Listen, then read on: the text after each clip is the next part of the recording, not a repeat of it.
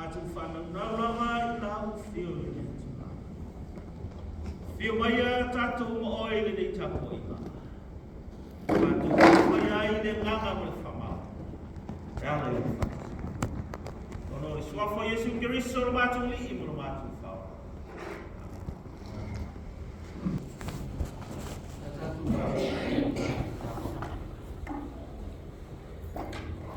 Talo le inga mo le whakatai tātou kua.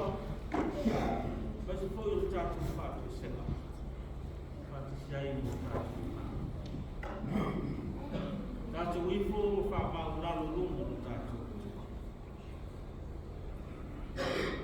Le tua silisili e se. Le tua o malu, le tua o le ou le pule I le langi ngā ato fo I ma le langi le nei o lo mātu lofo ma o wai. O e lava o le tua silisili ese. O e o le tupu au au. E le ai se tupu I le langi ngā. O le langi le nei. O nā o e o le tupu silisili ese. O e o le tufunga ma le mātai sau o me uma. O lau fuafuanga I le langi ngā, ato fo'i ma le nei ngā. O I mātou, o le pērai I lau. Nei ua mātou o mai, mātou te vivi, ma whāfo'i atu le viinga o le whāwhitai, ma le whākitanga, ma le viinga I atu oe. Te isura rauanga le lei o lo lofa mai whipea. O wā o lo lofa I le mawai o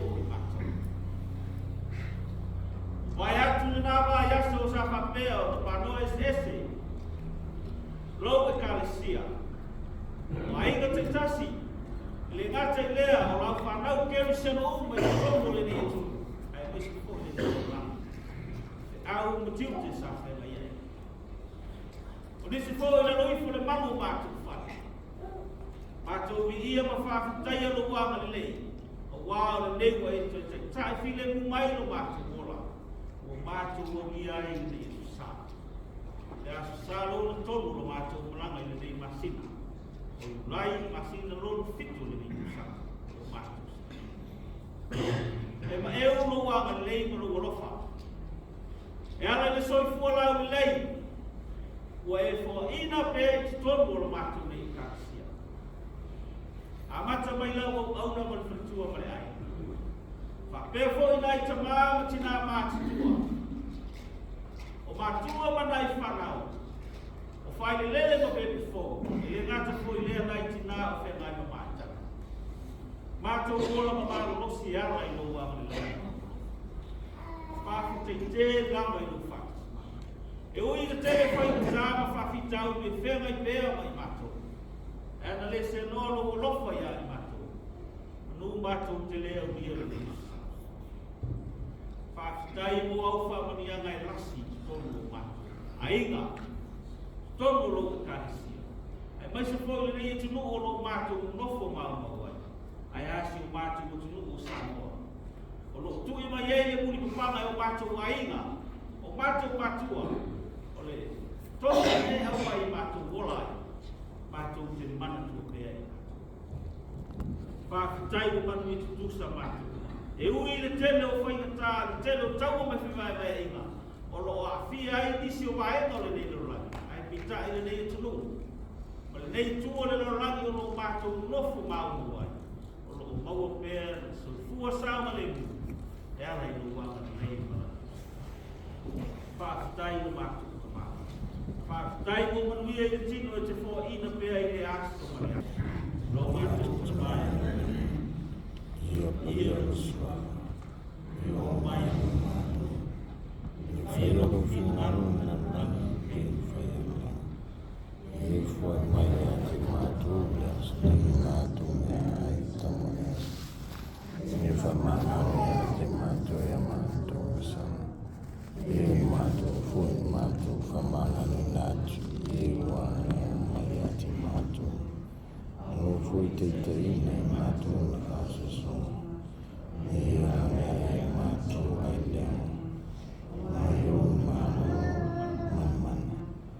Toa me vi inga Failauga.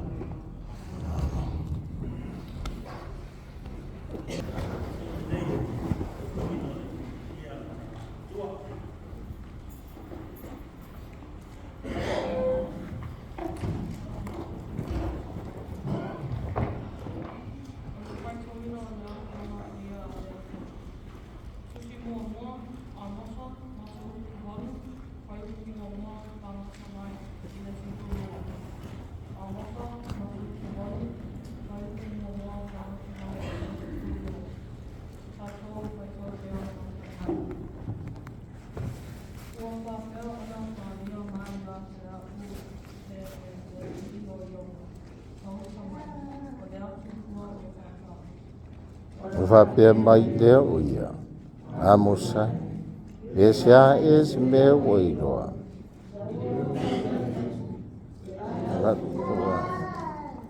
Whapea mai ai lea o iopa ia te au. O mai te iunga nu o Israel. O te re tu e so o ia lava.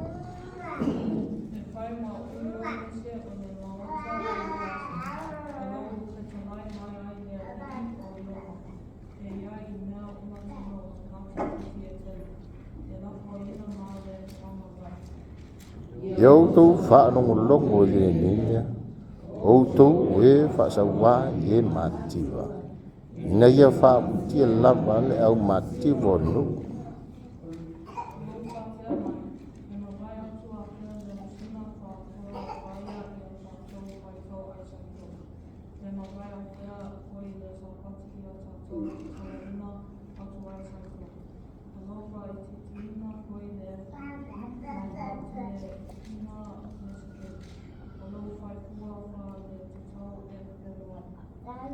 Tatu fa tau fo tangata mativa ya rio.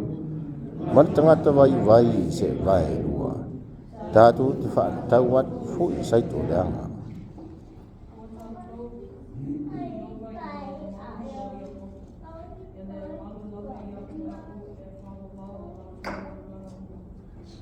Ile ngate te lau e ono le nea. Fa no ai la to uma o e no fai. Le matwa wa e peo se vai tafi. Le la fo inda e malofia. Peo vai tafi o e kupito.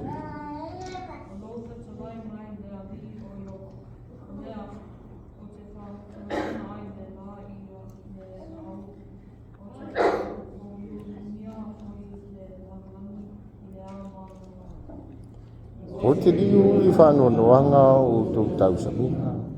O te liu foi o tau pese uma I awenga. O te whanama foi sunga titi uma I e tartala. O foi o tangata uma e serema. O te whaia lea mea I pei o se pese o au koha. Ono le atari e to tasi. Lona iunga foi. Mea sunga.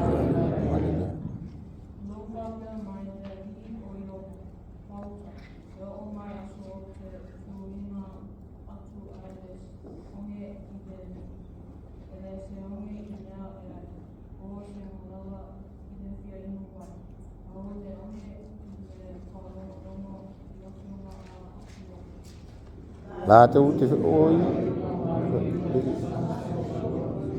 si basa. E pau mai le tu matu e watu le tu sai. La te ute fe wa e ai sa I le atu ai da fionga ai le moa.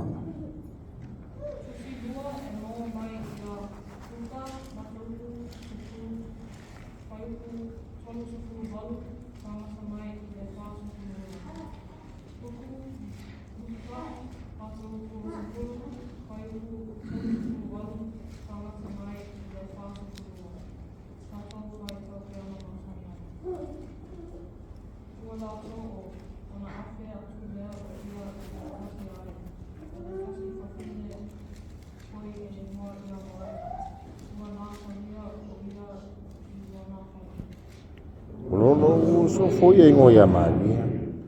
No foi ai nano tafo vai e su. Fa longo e nano fetlain.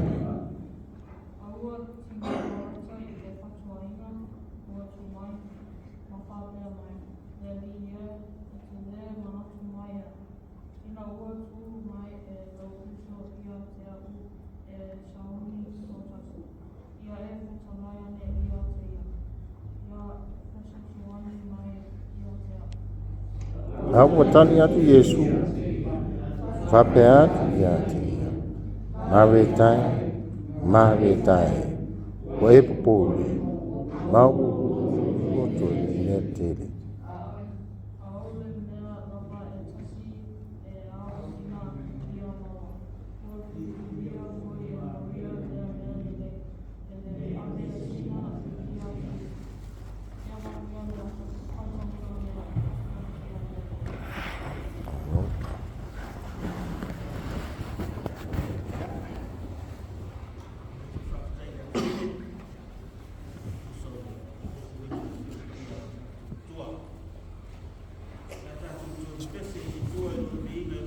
Ona tawi a Yesu.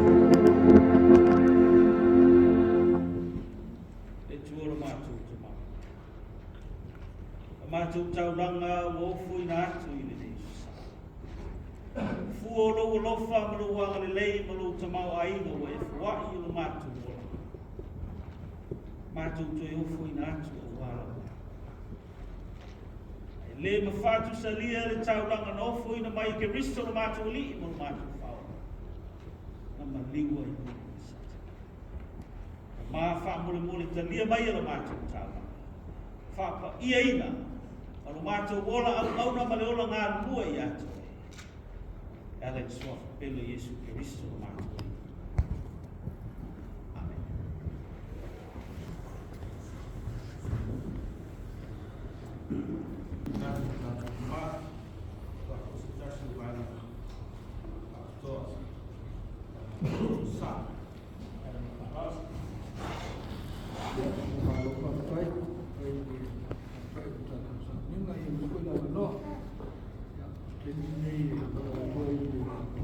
Sama,